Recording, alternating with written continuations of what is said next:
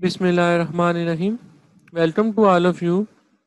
The topic for our today under discussion is how we can create drawings using AutoCAD.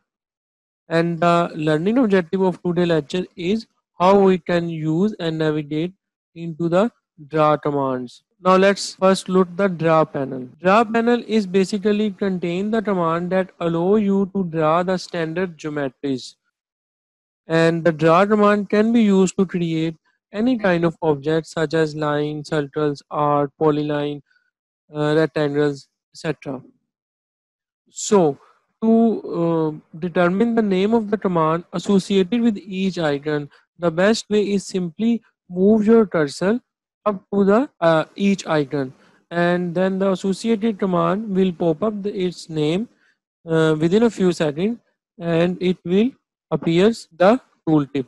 Like जब आप अपने cursor को simply place करेंगे किसी भी ऑटोकैड के ऑब्जेक्ट के ऊपर, तो आपको वो command with in a few second एक मैसेज देगी, उसके अंदर उसका नाम, उस कमांड का नेम, एक शॉर्ट डिस्क्रिप्शन, और उसके साथ साथ उसको यूज़ करने का मेथड जो है वो आपको आपकी स्क्रीन के ऊपर पॉपअप हो जाएगा। और उसी के साथ आप F1 की प्रेस करके फर्दर हेल्प मेन्यू में भी जाके इंफॉर्मेशन ले सकते हैं। So to draw the command that can be accessed in one of the several methods, like you can type a command in a command window or from the draw panel as well as the draw tool panel. तो multiple methods available हैं draw की command को assess करने के लिए। आपके लिए जो भी आपको ज़्यादा कन्वीनियंट हो आप वो मेथड यूज़ कर सकते हैं। ये है जी हमारे सामने ड्रा पैनल, जो लाइन की कमांड के साथ हम स्टार्ट करेंगे और वन बाय वन हम इन सब कमांड्स को कवर करेंगे, like polyline, arcs, circles, polygon, construction line, ray line, point, rectangle, hatch, ellipse. तो चंद और भी हमारे पास कमांड्स अवेलेबल हैं, तो हम वन बाय वन इन सब कमांड्स को देखेंगे कि आप किस तरीके से इनको यूज़ करते हुए डिफरेंट काइंड ऑफ ऑब्जेक्ट्स को ड्रा कर सकते हैं, बना सकते हैं using AutoCAD। So now let's move to a line command. Line command is basically used to draw the straight lines of segment. Line command की मदद से आप straight lines जो है वो ड्रा कर सकते हैं, और इसको असेस करने के मेथड जो है वो मल्टीपल हैं। लाइक आप बटन पे क्लिक करके भी लाइन की कमांड को असेस कर सकते हैं। इसी तरीके से आप रिबन के जो टैब है उसके ऊपर जाके होम टैब और ड्रा पैनल और लाइन की कमांड को असेस कर सकते हैं। इसी तरीके से आप ड्रा की टूल बार से भी लाइन को असेस कर सकते हैं, और कमांड लाइन पे आप सिंपल लाइन या फिर लाइन की शॉर्टकट की जो एल है वो भी टाइप करके आप कमांड को स्टार्ट कर सकते हैं। तो चलें वन बाय वन इन सब मेथड्स को देखते हैं। तो ये देखें जी, होम टैब और ये रिबन जो ड्रा का हमारे पास पैनल है, इसके अंदर ये बटन अवेलेबल है। जब आप इस पर क्लिक करेंगे तो लाइन की कमांड जो है वो एक्टिव हो जाएगी। इसी तरीके से आप इसको ड्रा की टूल बार से भी असेस कर सकते हैं। अगर आपकी ये ड्रा की टूल बार आपको नज़र नहीं आ रही तो कोई ऐसी परेशानी की बात नहीं है, आप इस पुल डाउन एरो के बटन पे क्लिक करें और क्लिक करने के बाद यहाँ पे आप शो मेन्यू बार आपके सामने होगा स्क्रीन पे, आप उस पर क्लिक करेंगे तो ये आपको बार नज़र आ जाएगी। And the last and third one is the command line के ऊपर आप लाइन या फिर सिंपल एल लिख के भी एंटर प्रेस करेंगे तो लाइन की कमांड जो है वो एक्टिव हो जाएगी। चलें अब लाइन की कमांड हमारी एक्टिव हो चुकी है, और अब हम इसके ऊपर जो है वो लाइन ड्रा करना देखते हैं कि आप किस तरीके से ड्रा कर सकते हैं। कुछ मेथड्स मैंने आपको लास्ट लेक्चर में बताए थे, जिसके अंदर हमने देखा था कि हम डिफरेंट कोऑर्डिनेट्स की मदद से किस तरीके से अपने शेप्स को ड्रा कर सकते हैं। तो खैर अब हम कोऑर्डिनेट्स को यूज़ किए बगैर अपनी ड्राइंग को स्टार्ट करते हैं यूजिंग द डायनामिक इनपुट। तो लेट्स गेट स्टार्टेड। लाइन की कमांड मेरे सामने अनेबल है, और ये सबसे पहले जो कमांड लाइन है वो मुझे इंफॉर्मेशन दे रही है कि स्पेसिफाई द फर्स्ट पॉइंट। अब इस फर्स्ट पॉइंट का मतलब ये है कि आपने अपनी स्क्रीन पे वो पॉइंट बताना है जिस पॉइंट से आपने अपनी लाइन को ड्रा करना स्टार्ट करना है। तो मैं रैंडमली यहाँ पे स्क्रीन पे क्लिक करता हूँ, और ये देखें ये जो पॉइंट है मेरे पास, ये मेरा फर्स्ट पॉइंट आ गया। चूंकि मेरा डायनामिक इनपुट मोड ऑन है, मुझे स्क्रीन पे सारी जो मूवमेंट है लाइन की, लेंथ की, एंगल की, जो सब इंफॉर्मेशन है वो यहाँ पे मिल रही है। और इसी तरीके से अगर आप इस अपने कीबोर्ड के डाउनवर्ड जो एरो है इस पे क्लिक करेंगे तो आपको यहाँ पे ये जो एरो है या फिर आप इस पे क्लिक करेंगे तो आपको एक इन्फॉर्मेशन मिलेगी कि आप इसको सिंपली अनडू भी कर सकते हैं। मोर ओवर आप यहाँ पे डिफरेंट पैनल्स के अंदर भी जा सकते हैं। लेट्स से अगर आप पॉलीलाइन को यूज़ करते हैं तो यहाँ पे आपको पूरी एक लिस्ट ऑफ पैनल्स मिलेंगे। खैर वो हम नेक्स्ट लेक्चर के अंदर देखेंगे जब हम पॉलीलाइंस को पढ़ेंगे। फिलहाल हम लाइन की बात करते हैं और मैं अब यहाँ पे एक लाइन ड्रा की मैंने और इसी तरीके से मैं नेक्स्ट लाइन ड्रा करने वाला हूँ और सिंपल मैं अपनी स्क्रीन के ऊपर पॉइंट करता जा रहा हूँ और मेरी जो लाइन है वो ड्रा हो रही है। और जब आपकी शेप कंप्लीट हो जाए और आप अपनी लाइन की कमांड से एग्जिट करना चाहें, बाहर आना चाहें, तो आप सिंपली कीबोर्ड से एस्केप की भी प्रेस कर सकते हैं या फिर आप माउस को राइट क्लिक को क्लिक करके एंटर का बटन जो है उस पर क्लिक करेंगे तो तब भी आप लाइन की कमांड से एग्जिट कर जाएंगे। और अगर आप प्रीवियस कमांड को दोबारा से एनेबल करना चाहते हैं तो सिंपल अपने कीबोर्ड से स्पेस बार टी को प्रेस करेंगे तो ये देखें आपके सामने अगेन लाइन कमांड जो है वो एक्टिव हो जाएगी। तो ये था जी हमारे पास लाइन कमांड का ट्यूटोरियल कि आप लाइन कमांड को किस तरीके से यूज़ कर सकते हैं। तो चलें अब हम इसकी एक्टिविटी करते हैं।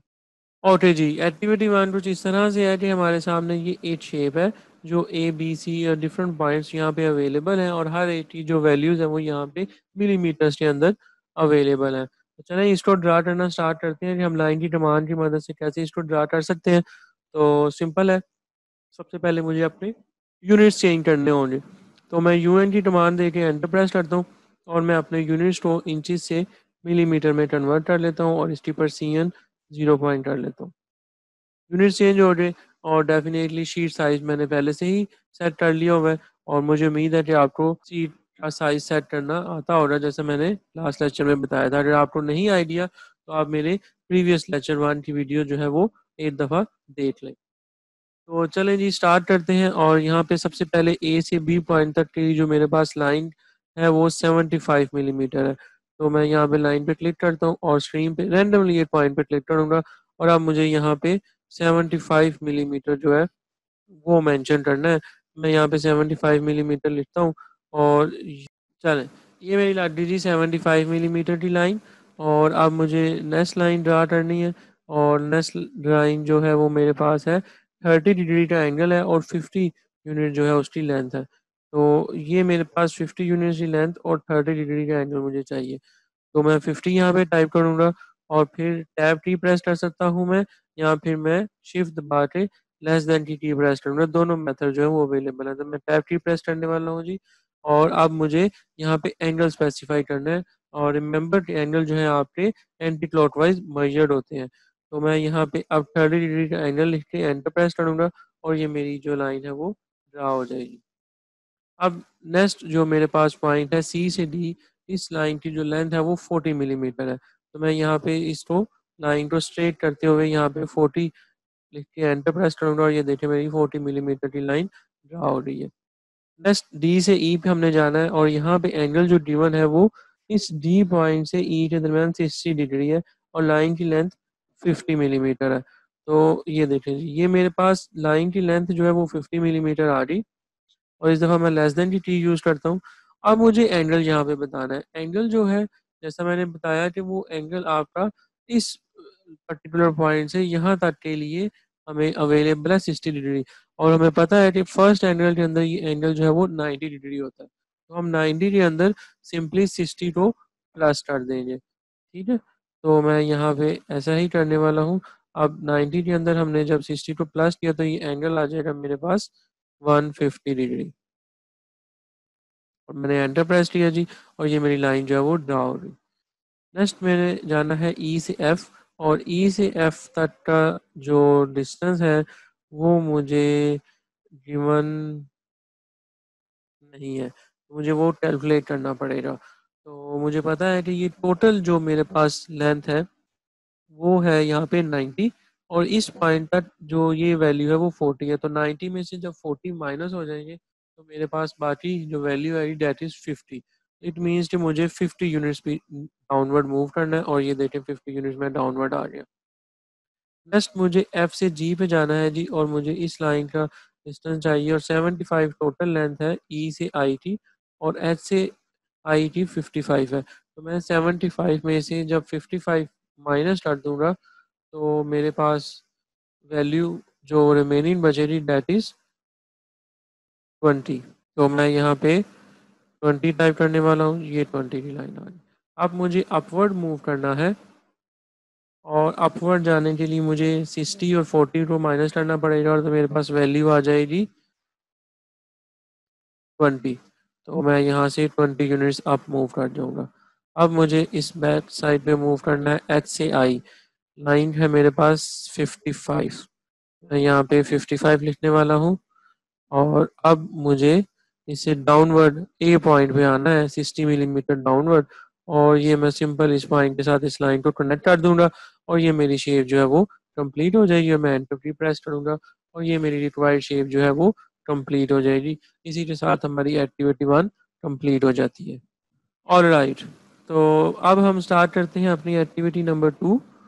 और सबसे पहले इस एक्टिविटी 2 के अंदर एक इम्पोर्टेंट पॉइंट ये है कि ये जो स्टार्टिंग पॉइंट है इसका, ये आपको 1,1 से स्टार्ट करना पड़ेगा। अगर किसी एक्टिविटी में आपको किसी ड्राइंग में आपको स्पेसिफाई किया हुआ है पॉइंट, तो आपने उसी पॉइंट से ही उसको स्टार्ट करना है ताकि आप उसको उस शेप को कंप्लीट कर सकें। चले 1,1 मतलब एक्स में और वाई में जो यूनिट है वो 1,1 है, वहीं से हम स्टार्ट करते हैं। मैं लाइन की कमांड लेने वाला हूँ और मैं 1,1 यहाँ पे लिखूंगा और ये मेरी लाइन जो है 1,1 के पॉइंट पे आ जाएगी। अब मुझे लाइन की लेंथ ड्रा करनी है दैट इज 4.1, एक्स में और वाई में भी 1 है। अब चूंकि मुझे एब्सोल्यूट मोड में काम करना है या फिर अगर मैं रिलेटिव मोड में भी काम करूं, मतलब डायनामिक इनपुट मोड अगर ऑन भी है, तो मैं यहाँ पे सिंपल 4.1 लिख एंटर कर दूंगा तो मेरी लाइन बिल्कुल एक्यूरेट पोजीशन पे ही लगेगी जैसी आपको यहाँ पे नजर आ रही है। अब मुझे अप साइड जाना है 4.5 2.2। अब मेरे लिए एब्सोल्यूट मोड यूज करना जरूरी है। मैं सिंपल कमांड लाइन पे 4.5 2.2 लिख के एंटर प्रेस करूंगा और ये मेरी लाइन लग जाएगी। अब मुझे इस लाइन की लेंथ को इस पॉइंट से इस पॉइंट तक के लिए जो लाइन की लेंथ है वो 2.3 है। अब मैं सिंपली डायनामिक इनपुट का मोड ऑन कर दूंगा और यहाँ पे 2.3 लिख के एंटर प्रेस करूंगा, ये मेरी लाइन ड्रा हो जाएगी। नेक्स्ट मुझे इस पॉइंट से इस पॉइंट तक जाना है दैट इज 1.4, लेकिन at an angle of 150 degree है इन दोनों लाइन्स के दरमियान। क्योंकि मेरे पास एंगल एंटी क्लॉकवाइज मेजर्ड हो रहा, तो मुझे ये वाला एंगल चाहिए दैट इज बेसिकली 30 डिग्री। तो मुझे पहले तो लाइन की लेंथ बतानी है दैट इज 1.4। मैं यहाँ पे 1.4 लिखूंगा लेस देन 30 डिग्री और ये मेरी लाइन ड्रा होगी। नेक्स्ट मेरे पास पॉइंट है 2.1 फॉर द वाई, तो मैं वाई डायरेक्शन के अंदर 2.1 पॉइंट पे चला जाऊंगा। चलें जी। नेक्स्ट मेरे पास पॉइंट है 1.6 और एंगल जो गिवन है वो 150 है।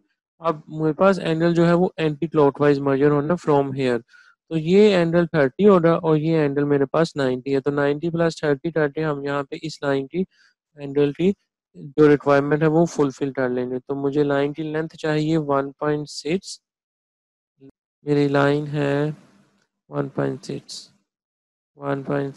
लेस देन 120 और ये मेरी रिक्वायर्ड शेप जो है वो कंप्लीट हो गई। अब मुझे इस पॉइंट से इस पॉइंट तक जाना है दैट इज 1.3, तो मैं यहाँ पे 1.3 लिखने वाला हूँ। मुझे डाउनवर्ड मूव करना है दैट इज 1.4 और आई जी 1.4। नेक्स्ट मुझे एंगल बनाना है 45 डिग्री का फ्रॉम दिस पॉइंट और जो मेरे पास लाइन की लेंथ है वो 2.2 है। अब मुझे यहाँ पे एंगल चाहिए, तो अब आप देखें कि ये 90 है और 90 के अंदर मुझे 45 ऐड करूँगा तो मेरे पास ये एंगल आ जाएगा। तो मेरे पास 90 के अंदर जब आप 45 ऐड करेंगे आपके पास एंगल आ जाएगा 135 और लाइन की लेंथ होगी मेरे पास 2.2 जी, तो मैं यहाँ पे 2.2 लेस देन 135 और ये मेरी शेप की लाइन ड्रा हो रही। नेक्स्ट मुझे 1 यूनिट तक आगे फॉरवर्ड मूव करना है, simply type 1 and press enter key and next I have to move downward that is 1.5 और at an angle of 45 degree है और ये एंगल मेरे पास 180 है। तो 180 के अंदर हमने 45 डिग्री के एंगल को सम करना है ताकि मैं उसको डाउनवर्ड जो है वो मूव कर सकूँ। ठीक हो गया, तो मैं क्या करने वाला हूँ 180 के अंदर मैं सिंपली प्लस कर दूंगा 45 डिग्री, मेरे पास रिक्वायर्ड एंगल आ जाएगा 225 और लाइन की लेंथ है 1.5। तो मैं यहाँ पे 1.5 लेस देन 225 लिख के एंटर प्रेस करूँगा, ये मेरी लाइन ड्रा हो जाएगी। अब आप देखें ना, ये मेरे पास एंगल 45 है, जब इस पॉइंट पे हूँ तो मेरे पास एंगल यहाँ से मेजर्ड होना है, तो मुझे ये 180 भी काउंट करना पड़ेगा। That's why I counting the 180 plus 45 degree. Alright, next मेरे पास लाइन है जी 1 और मैं यहाँ पे 1 यूनिट मूव करूँगा एंड नेक्स्ट मुझे डाउनवर्ड मूव करना है, that is 2.3 at an angle of 60 degree. तो ये एंगल मेरे पास रिक्वायर्ड 60 डिग्री बन रहा है, तो मैं यहाँ पे 2.3 लेस देन 60 टाइप करूँगा। ऑफ सॉरी, ये मेरे पास ये गलत हो रही, ये अंडर में इसको एडजस्ट करूँ। ये देखें मेरे पास स्क्रीन पे एंगल 60 आ गया, तो मैं सिंपल 2.3 लिख के एंटर प्रेस करूँगी, मेरी शेप ड्रा हो जाएगी। इस तरीके से भी आप एंगल कैलकुलेट किए बगैर भी अपनी शेप को ड्रा कर सकते हैं। अदरवाइज आपको क्या करना पड़ेगा, आप जो इस पॉइंट पे हैं तो आपको एंगल चाहिए 360 माइनस 60 डिग्री। तो जो आपके पास एंगल आएगा वो आपका रिक्वायर्ड एंगल होगा अगर आपने इनपुट करनी है। तो सिंपल आप 360 में से 60 माइनस करें तो आंसर आ जाएगा 300। तो वो 300 डिग्री का एंगल होगा जो आपका इस पॉइंट से मेजर होगा और इस तरीके से आएगा। ठीक हो गया। तो नेक्स्ट मुझे अब लास्ट पॉइंट पे जाना है, तो मुझे अब किसी एंगल को यहाँ पे बताने की ज़रूरत नहीं है, क्योंकि मैं इस लास्ट पॉइंट को डायरेक्ट इस पॉइंट के साथ कनेक्ट करने वाला हूँ। और ये मैंने इसके साथ कनेक्ट किया और ये एंटर की प्रेस की और ये मेरी शेप जो है वो कंप्लीट हो रही।